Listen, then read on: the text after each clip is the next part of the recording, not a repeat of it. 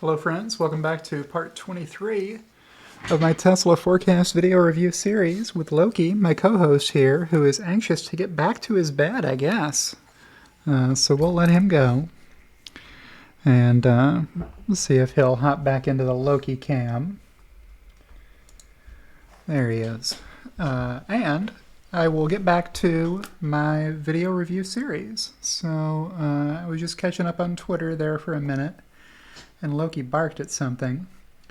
But I think he is back now, and we can get back to the forecast review that we were looking at. So I'm going to share my desktop while you see Loki biting into his bed. And so you got some action from Loki to keep an eye on.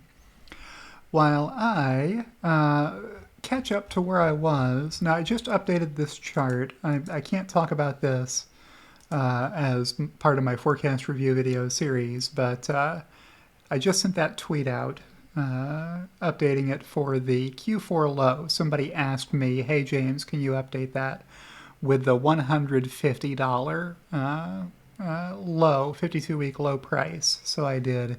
That makes a trailing non-GAAP fully diluted PE of 34 at the low this quarter. So a heck of a good deal on Tesla stock if you're looking to buy some. And let's return to where we were. So we've talked about PEG ratios, revenue, cost of sales percentages. Here's where we left off, if I remember. It was looking at total revenue per delivery. So how has this been trending over time? Well, it used to be way higher before Tesla started selling so much Model 3. And then the more Model 3s Tesla produced in 2018 and 2019, the lower this number got. Then in 2020, it made it to a $48,000 revenue per delivery, $47,000 in Q1 of 2021, and then 46 for a couple of quarters here, Q2 and Q3 of 2021, before the Model Y really started coming on strong, surpassing Model 3 sales and becoming a larger portion of the weighted average revenue per delivery. So since then, we saw 49,000, 51,000, 54,000, and 53,000. So what's going to happen next? Well, I'll show you what's in my forecast. For 2022 and 2023, it's for a little lower revenue per delivery in Q4, and then only just slightly higher forecasts for the first 2 quarters of next year, Q1 and Q2. And then I've got it rising for Q3 and Q4 as FSD take rates rise. So these are going to depend on how good a job Tesla can do improving full self-driving features and public awareness of how good those features are and how cool it is to have your car drive you to your destination most of the time with no interventions. And that'll become most of the time for more people in more places as the software continues to improve, which I'm forecasting. So if for some reason that rate of improvement and awareness doesn't materialize, then maybe we won't see these revenues rise. Maybe we'll see them stay about where they are. I guess it's possible they could decline. We'll see how it goes. This is what's in my forecast. Then for total cost of sales per delivery, I have that number up a little bit in Q4 versus Q3, with continued cost pressures and inflation showing up in 2022.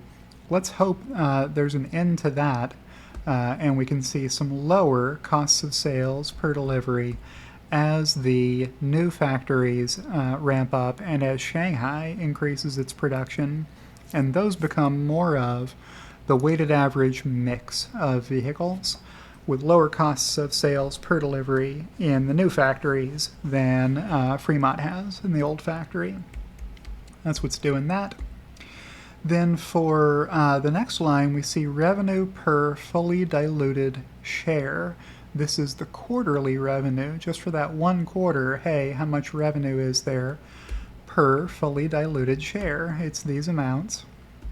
And then the next one is giving you that same amount except for the 12 trailing months of revenue. So this number, 2392, tells you how much revenue Tesla made all year if you divide that by the year-ended diluted share count. $24 worth of revenue per share. And I've got that number rising as Tesla's revenues rise, because I'm not really expecting that the diluted share count will increase substantially. So big revenue per share growth continuing for Tesla into the future. And GAAP net income minus regulatory credits. This is just for the people who insist on focusing on this one quarter, Q1 of 2021, where this number was negative. So people will say Tesla isn't profitable without regulatory credits. And if they're talking about Q1 of 2021, they're right. Tesla would have lost $72 million that quarter without the regulatory credits, which, by the way, do count. Regulatory credits revenue is real revenue. The bank will take the money when you deposit it. But yeah, that was true in years past, that Tesla was losing money without regulatory credits in some of the quarters. But since Q1 of 2021, that claim has been untrue every quarter. Tesla has been making billions of dollars in profit every quarter for the past 6 quarters, if you include Q4, when Tesla will definitely have more than $1 billion worth of GAAP net income minus regulatory credits, or you will have to pick me up off the floor when I read the earnings report if that's not true. Then what's this going to do into the future? In 2023, I've got this number rising, $5 billion, $6 billion, $7 billion, $9 billion by the end of 2023 in GAAP net income excluding regulatory credits. And that's the video for today. So with that, I will outro and say if you've enjoyed today's video, click that like button for me. It helps the YouTube algorithm to know that people liked the video when you click the like button, and it's free to do that. Or you can comment and say that you liked the video. That helps as well. Or if you really value the contributions that I'm making through these videos and feel like I've earned your trust and you would like to support my efforts, you can do that with the links in the video description to Patreon or to join my YouTube channel. And a special thank you to everyone who supports me that way, including my executive producers, Kathy Kitchler and Halter Ferguson Financial, who I shout out at the end of every video. And I'll see you in the next one.